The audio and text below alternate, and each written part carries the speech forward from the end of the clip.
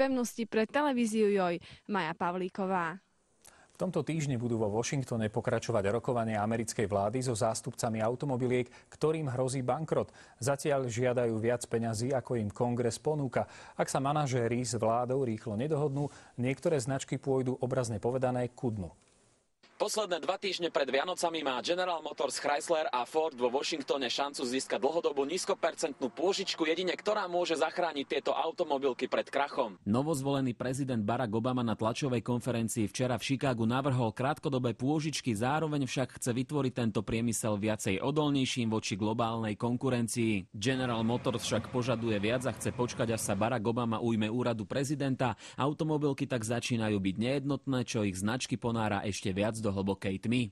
Napätie na oboch stranách stúpa. GM požiada tento týždeň americký kongres o $18 biliónov, Chrysler chce 7 a Ford žiada 10 miliónov. Práve tieto finančné infúzie v súčasnej globálnej kríze majú zachrániť automobilky pred bankrotom. Je to ťažká situácia, ale General Motors by zaniknúť nemal. Vyrába pekné autá. Američania by si mali uvedomiť, že ak kúpia americké auto, náhradné diely sú oveľa lacnejšie a pomôžu tým dobré veci. Ponuka kongresu je zatiaľ z posledného piatkového rokovania jasná. $4 bilióny pre automobilky tento rok, rovnaká suma v januári a potom nové rokovanie s kabinetom Baracka Obamu. Z Detroit pre televíziu JOJ Peter Minárik a Miro Lukáč.